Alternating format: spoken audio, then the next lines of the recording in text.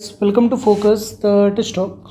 So today we have question number 6 from RMO 1990 and our question is n is a 50 digit number in the decimal scale. Okay, all digits except the 26th digit from the left are 1. If n is divisible by 13 then find the 26th digit. तो काफ़ी interesting और काफ़ी आसान सा question है। आप इसके solution पे करो फोकस और अगर अभी तक आपने चैनल को सब्सक्राइब ना किया है then please subscribe it. Hit the notification bell for upcoming videos. Okay, so first of all what we have a number n with 50 digit. Okay, तो n इक्वल टू कुछ ऐसा एक नंबर है 1 1 1. इसके के सारे डिजिट 1 ही हैं और एक जो 26 डिजिट है वो कुछ हमें पता है नहीं, उसे हमने मान लिया x. उसके बाद भी ये 1 1 1 ऐसे करके कुछ है. ठीक है, तो हमें और ये नंबर जो है ये 13 से डिवाइड हो रहा है, तो हमें यही पता करना है कि ये x का वैल्यू क्या है जो हमने माना है, यानी 26 डिजिट क्या है यही हमें पता करना है. अच्छा, आप इस 1 के बारे में देखोगे तो ये टोटल कितने हैं 25. आप इसके बारे में देखोगे तो ये टोटल कितने हैं, ये हैं 24 और ये जो नंबर है ये आपका 26 डिजिट. ठीक, तो चलो, और ये नंबर 13 से डिविजिबल है तो हम थोड़ा एक रूल को समझते हैं, 13 की डिविजिबिलिटी रूल को समझते हैं. और 13 के तो कई सारे डिविजिबिलिटी रूल हैं. आप एक पे फोकस करो, काफ़ी इजी है और काफ़ी आसान तरीके से आपको ये समझ में आ जाएगा. जैसे हमने यहाँ पे एक नंबर लिख लिया, एक नंबर मैंने यहाँ पे लिख लिया 1 2 3 4 5 6 7 8 और मुझे ये चेक करना है कि ये नंबर जो है 13 से डिवाइड होगा या नहीं होगा. तो क्या करो कि आपके राइट साइड से यहाँ पे 3 नंबरों के आप ग्रुप बनाओ. ये 3 नंबरों का ग्रुप बनाओ. ओके, और बाद में जो बच जाए उसको आप वैसे ही रहने दो. अब जब ये 3 नंबरों का ग्रुप बना लिया तो आप सबसे पहले पॉजिटिव साइन के साथ ग्रुप को लिखना चालू करो 6 7 8. उसके बाद जो ग्रुप है वो नेगेटिव साइन -3 4 5, फिर पॉजिटिव 12, वो 12 भी बचा है. और इन सबको आपस में करो आप सोल्व. तो ये सोल्व करने के बाद जो भी नंबर यहाँ आएगा अगर वो 0 है या 13 का मल्टीपल है तो ये पूरा का पूरा नंबर भी 13 से डिवाइड हो जाएगा. तो अब चेक करोगे तो यहाँ पे कुछ ऐसा आ जाएगा 6 7 8 माइनस ये 3 3 और ये 3, ये कुछ आ जाएगा 5 4 3 3 4 5. और ये 3 4 5 जो आया ये 13 से डिवाइड नहीं होने वाला है. जब ये 13 से डिवाइड नहीं होगा तो ये नंबर भी 13 से डिवाइड नहीं होगा. ठीक है, तो हम एक ऐसा नंबर चुन लेते हैं जो 13 से डिवाइड हो रहा है.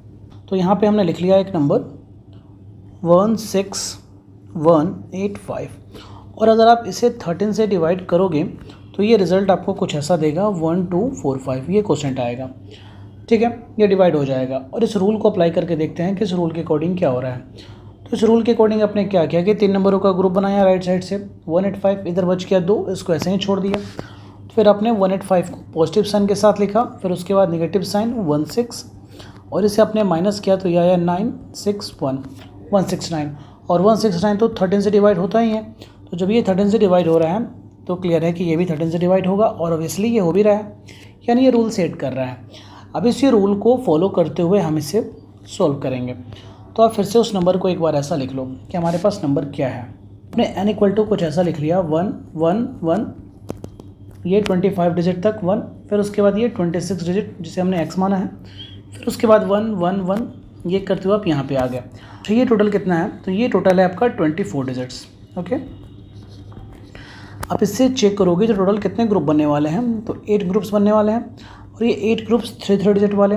ठीक है, तो इट्स 8 ग्रुप में आप ध्यान से देखोगे तो 4 ग्रुप जो हैं वो बनेंगे पॉजिटिव वाले और 4 ग्रुप जो बनेंगे वो बनेंगे नेगेटिव वाले और सारे के सारे डिजिट 1 ही हैं. यानी क्लियर है कि इन सबको जब आपस में आप सोल्व करोगे, ऐड वैड करोगे तो ये रिज़ल्ट आपको क्या दे देगा, ये रिज़ल्ट आपको 0 दे देगा. यानी ये जो टोटल नंबर है 24 डिजिट के हिसाब से ये सब क्या मिल जाएगा सोल्व करने पे 0. तो हमारे पास बचेगा क्या, सिर्फ यही बचेगा. यानी अब हमारे पास जो बचा वो कुछ ऐसा बचा 1 1 1, कुछ ऐसा करते करते 1 और फिर x. ये जो टोटल बचा ये टोटल कितना डिजिट बचा, ये 26 डिजिट्स अब हमारे पास बचा हुआ है.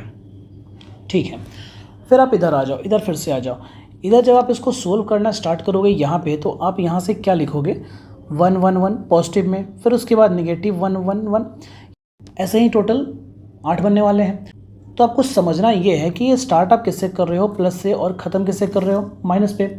यानी ये टोटल 8 ग्रुप जब आप बनाओगे तो 8वां ग्रुप जो होगा वो तो नेगेटिव ही होगा ना। जब 8वां ग्रुप नेगेटिव होगा यानी यहाँ से जब आप लिखना चालू करोगे तो पॉजिटिव फॉर्म में लिखोगे।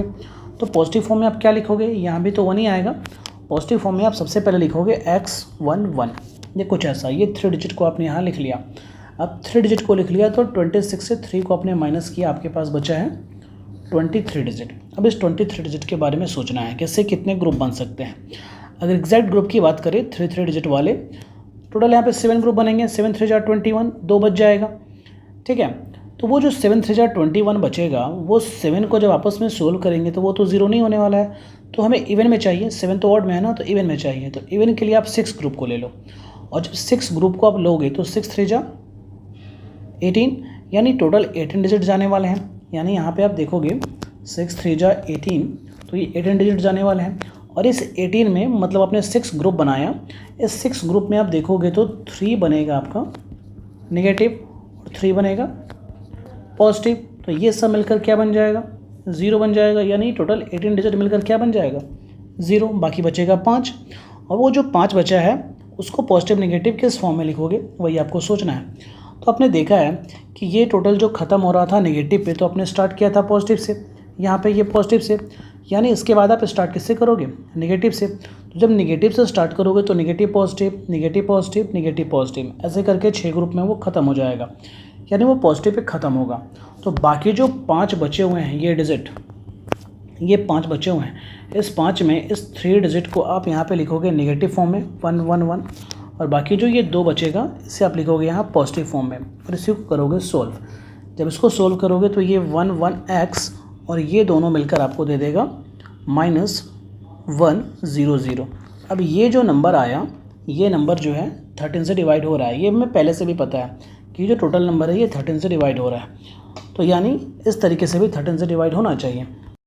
तो ये आपको यहाँ पे क्या मिल जाएगा, 1x मिल जाएगा।